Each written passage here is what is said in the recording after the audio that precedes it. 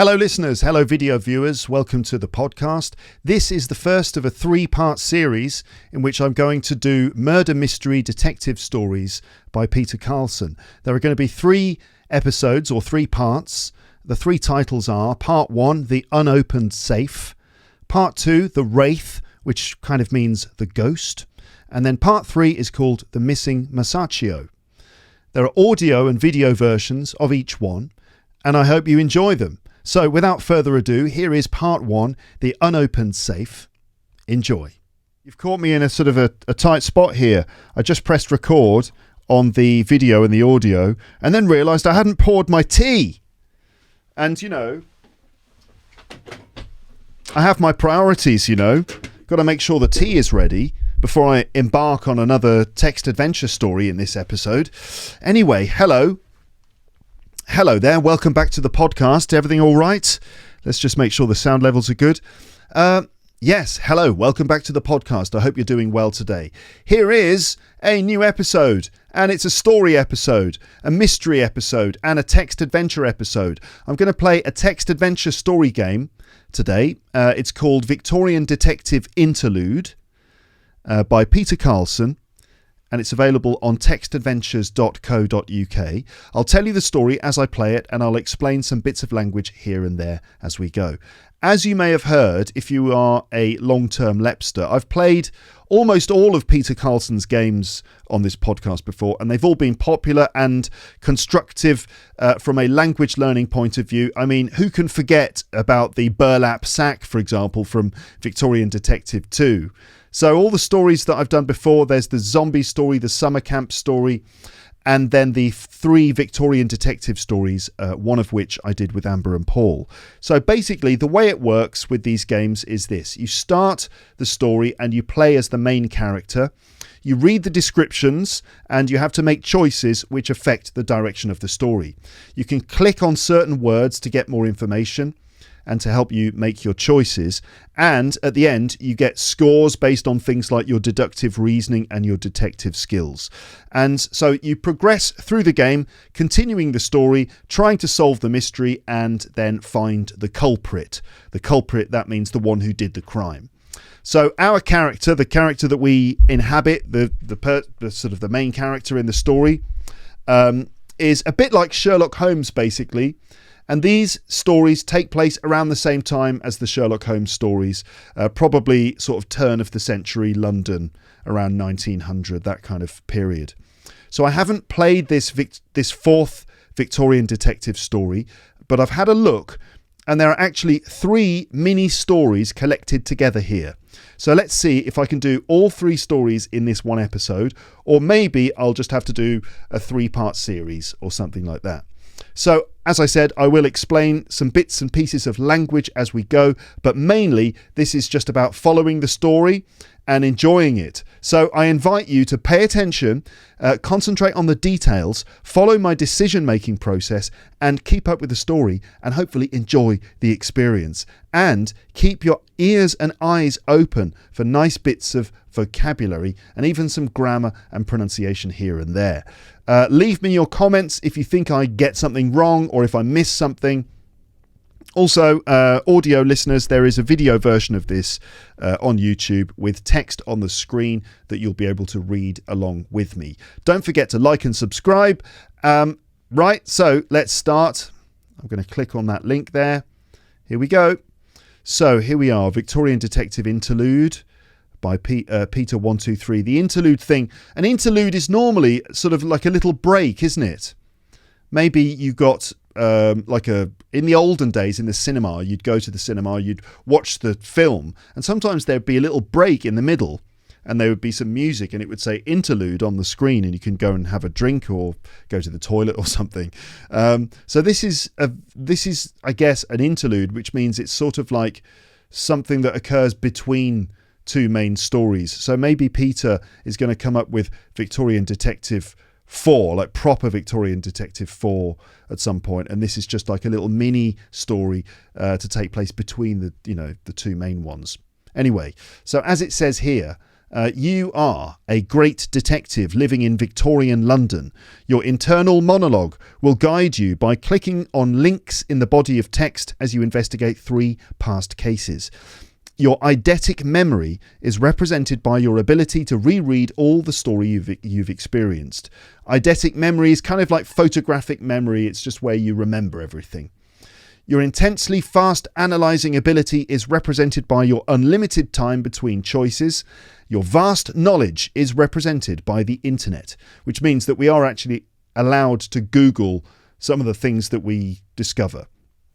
London needs you. Right, so let's get started. And here we go. Right. Victorian Detective Interlude, Lost Cases by Peter Carlson. Just a reminder, our character, this amazing detective, he works with a partner, a police partner called Mardler. Okay? And in the past, I've tried to give Mardler sort of a Cockney accent. So Mardler's a bit of a Cockney, all right? Mardler speaks a bit like that, a bit of a Cockney, and but our character just speaks like me. Okay, I need to get milk to put that milk in the tea.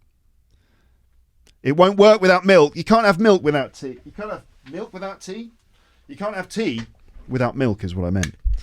Okay, as I just apply a little dash of milk there to my tea. Okay, so that's going to accompany me along the way on this journey. So, here we go. London, 1862. Mardler glanced across the hall of the bustling police station. That wooden chair by the window was still unoccupied. The desk that had once been a second home to his partner. Mardler sighed, for his companion hadn't been back to Scotland Yard for the past 2 months. It was understandable that the detective would want to take time off. He had lost a dear friend and suffered a terrible gunshot injury. But even so, Mardler thought he would have returned by now. Mardler was feeling reminiscent as he pulled open a desk drawer and began rifling through old files. Previous cases that he and his companion had handled. Which case should be revisited? So we've got 3 cases that Mardler could open here to revisit.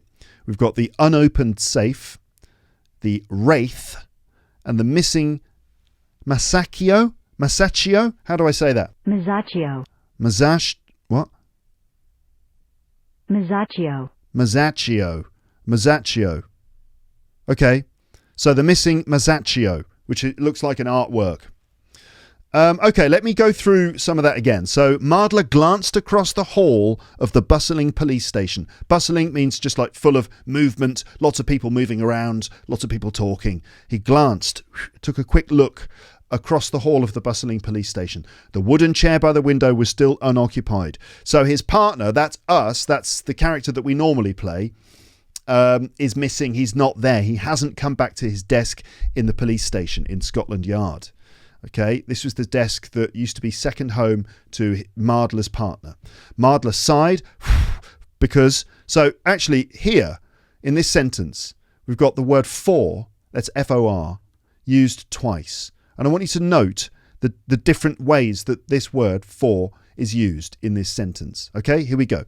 Mardler sighed, for his companion hadn't been back to Scotland Yard for the past 2 months. So for is normally a preposition, as you well know, and it's used to establish a time period for the past 2 months. For and then a period of time, right? But at the beginning of the sentence, we've got Mardler sighed for his companion hadn't been back to Scotland Yard for the past 2 months. So this for here is actually a conjunction, and it's basically the same as because, which is quite interesting that we have the word because. It could be replaced by 3 other words. It could be, well, there's others as well, but the ones that you might not notice include for, like this. Mardler sighed, for his companion hadn't been back to Scotland Yard, meaning because. We also have as well, that's as. Mardler sighed as his companion hadn't been back to Scotland Yard, so as means because. And also since can mean because as well. Mardler sighed, since his companion hadn't been back to Scotland Yard for the past 2 months. So for, as, and since all can mean because, which is kind of interesting, isn't it? It's slightly, using for like this to mean because is slightly literary in style, which is appropriate for this because it is a sort of a detective story. So, it was understandable that the detective would want to take time off. He'd lost a dear friend and suffered a terrible gunshot injury. Now, I don't remember if this relates to Victorian Detective 3, does it? I think it does. He lost his friend who he used to play chess with. Julian, right? He lost his friend Julian in the last story, and I think he got shot. I think the detective got shot as well at the end of the last story. I don't know, you can go back and check out Victorian Detective 3 if you like and find out. But even so, Mardler thought that he would have returned by now. Right, so Mardler's like going, where's the detective? What's going on? And Mardler was feeling reminiscent, meaning he was sort of remembering old things, right? Reminiscent, sort of like you're daydreaming and remembering old things, old moments.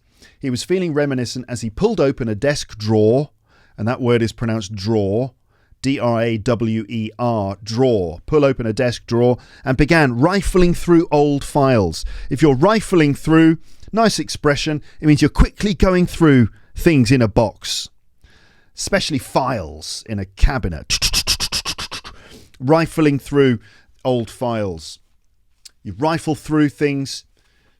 You can also rummage as well. Have you ever heard that word? Rummage. You can rummage through, R-U-M-M-A-G-E.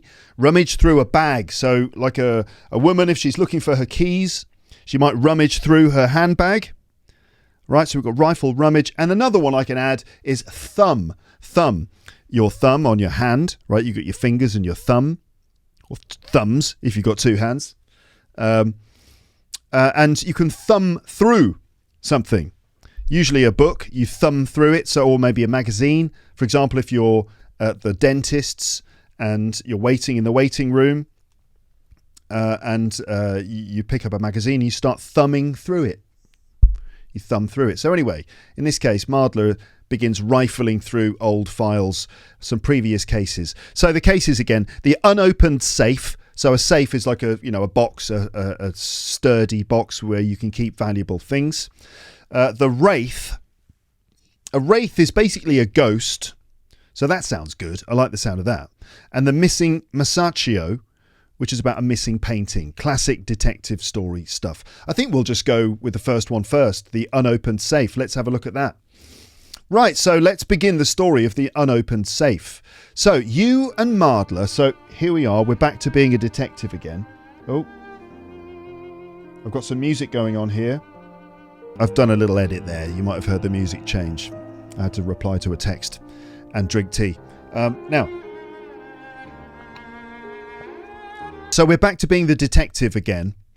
And so let's continue the story. You and Mardler stand in the home of the late Edward Walsham. You crouch over the aristocrat's body, studying the wound while carefully stepping around the blood pooled on the carpet.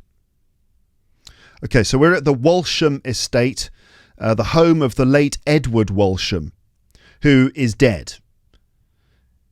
He's right. So you crouch over the aristocrat's body. He's an aristocrat, which means that he's sort of part of the. He's connected to the royal family, right? You can imagine he's a bit like something like what's his name? The guy from Downton Abbey, Crawley. Is that his name? Lord Crawley. Anyway, it's kind of like that. An aristocrat. He's studying the wound. So he's got a wound on his body while carefully stepping around the blood pooled on the carpet. Ooh. Edward Walsham met his demise, meaning he died, in his private study. This is like a little room.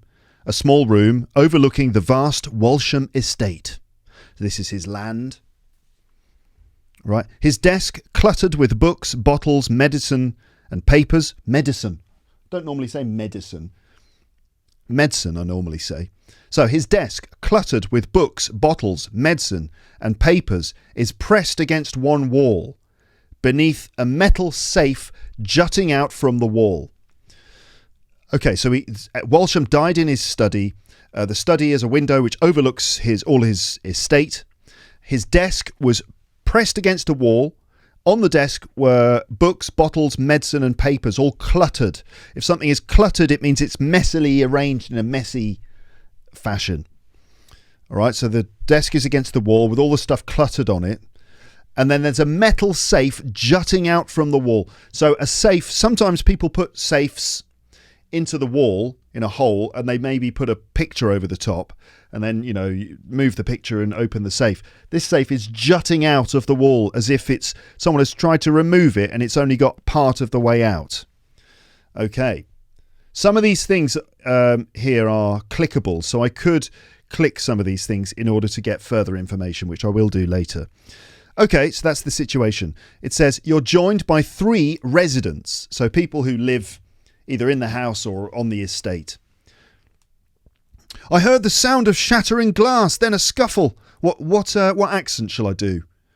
If it's like Downton Abbey, I suppose she should sound like Mrs. Patmore or something, shouldn't he? I heard the sound of shattering glass and then a scuffle, says Carmela Bell, Walsham's maid. I knocked on the door but got no response and found it was locked. That's when I got help from... I don't know about this accent. It's very questionable. Is this Manchester or is this Lancashire or Yorkshire? I don't know. Anyway, so I heard the sound of shattering glass, then a scuffle, says Carmela Bell, Walsham's maid. I knocked on the door but got no response. So she knocked on the door but no one replied, and she found it was locked. That's when I got help from, and then the gardener cuts in, and obviously if he's a gardener, he's going to sound like he's from the southwest. I don't know why, but he is, all right, because he's a gardener. That's when I came and helped break down the door, interjects Roland Parlow, Walsham's gardener. So we've got the maid, we've got the gardener, and then Vella Walsham, the grieving widow, stands behind the estate help. Who would do such a thing?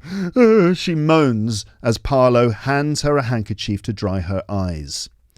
So we've got Carmela Bell, the maid. We've got Parlow, the gardener. And we've got Vella, who is the grieving widow. The widow, that means the wife of the dead Edward Walsham, the late Edward Walsham.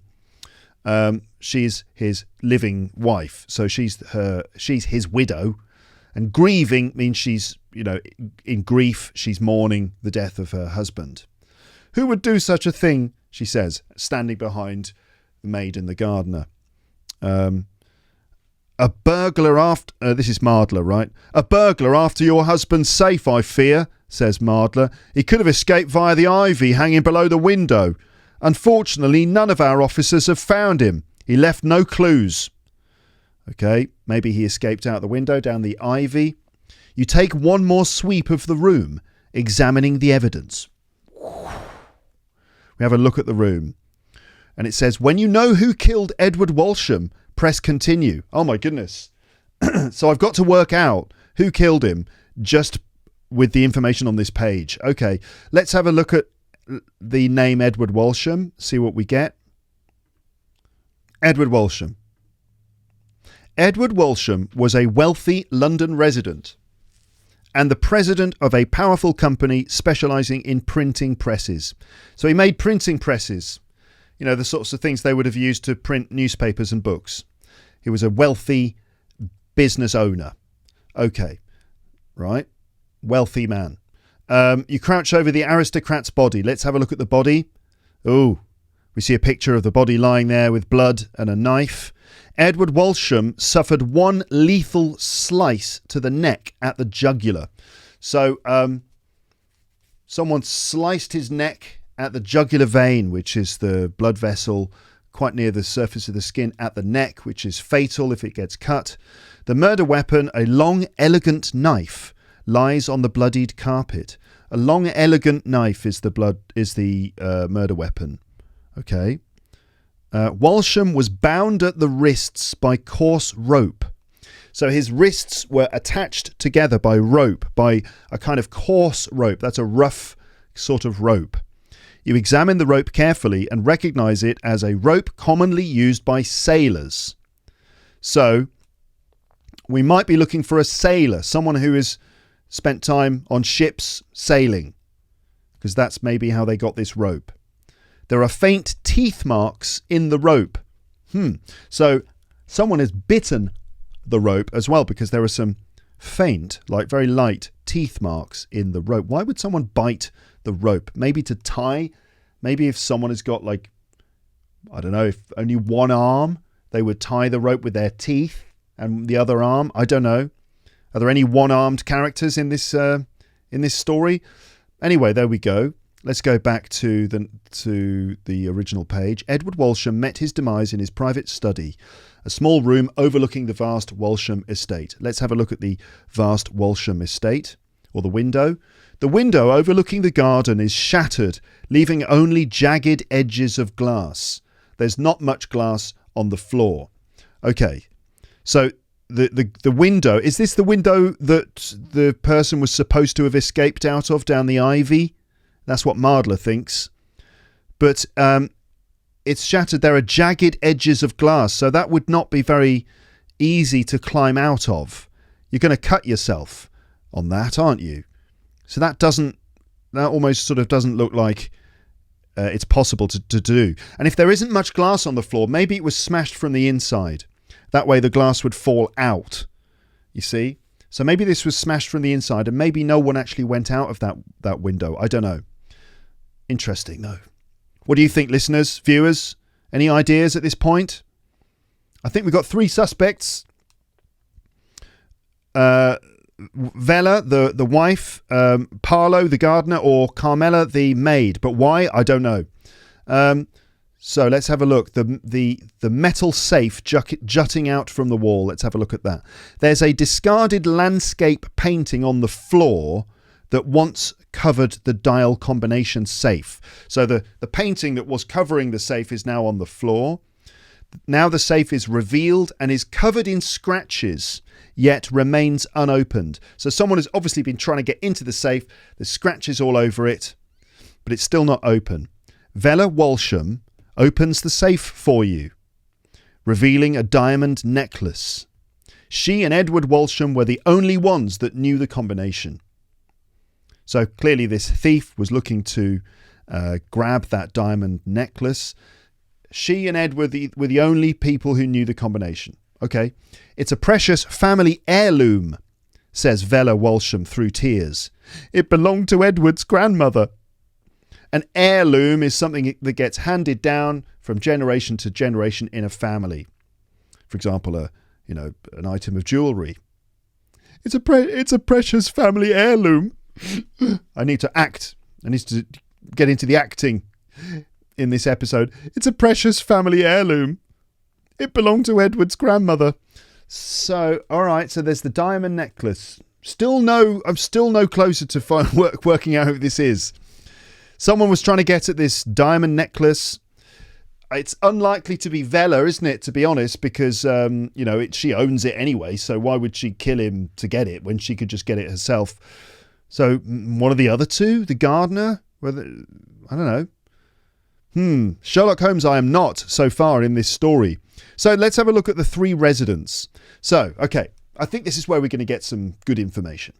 Carmela Bell, Walsham's maid, a short woman with fading red hair and puffy cheeks. Yeah, it's Mrs. Patmore from Downton Abbey. She's well kept, but has noticeably rough hands with faint fishhook scars. Oh, well, this is a dead giveaway.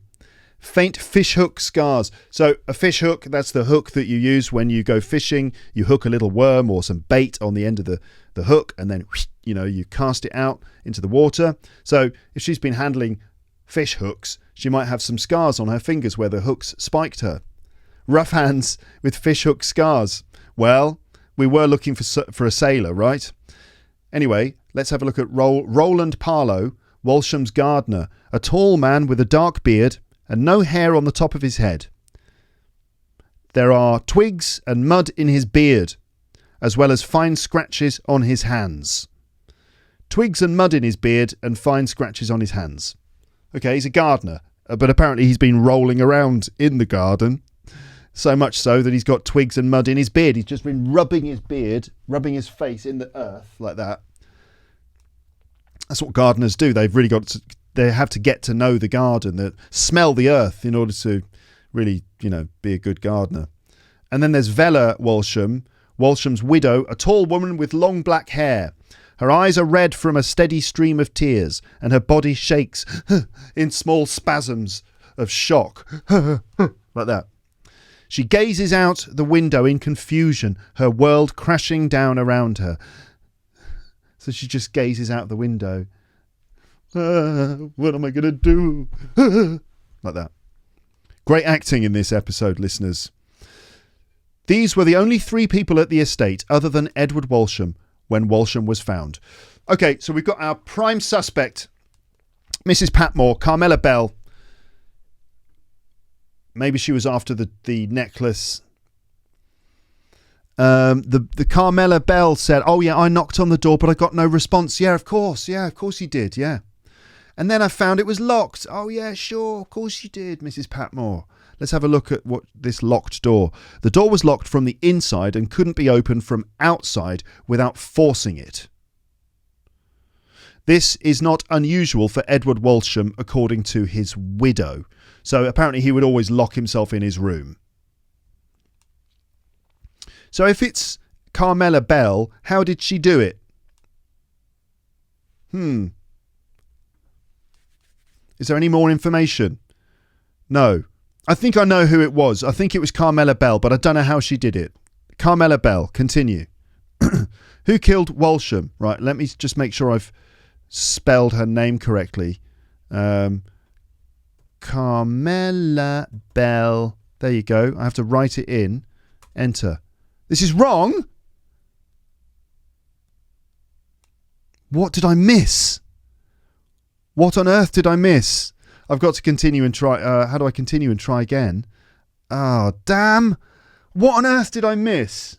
The gardener with mud and sticks in his beard. Is he the one who jumped out of the window and landed face first in the earth? Is that what it was? Oh dear, I'm terrible at this. I'm so bad. I'm such a terrible detective. I need to go back to this. Listeners, viewers, what am I missing here? I really have no idea who this could be. Maybe he killed himself. Why would he have done that? Why would he have killed himself? Why would the window be smashed? I've got no idea. Normally I can do this, right? Normally I get these things right, but I'm completely lost here. Aristocrat, rich owner of printing presses.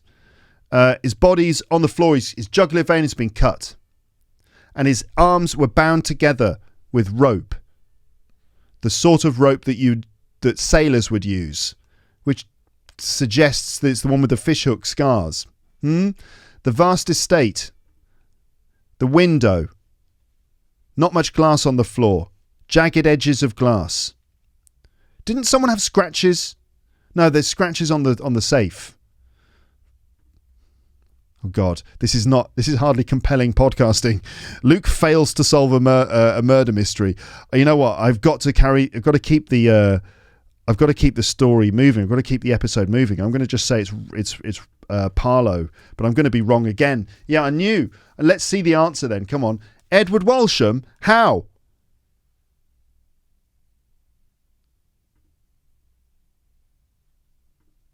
That is deeply, deeply unsatisfying. Wait a minute. Okay, we know it's Edward Walsham because we just cheated, but I'm going to add that in. Right now, hopefully we'll get an explanation. Okay. Who killed Edward Walsham?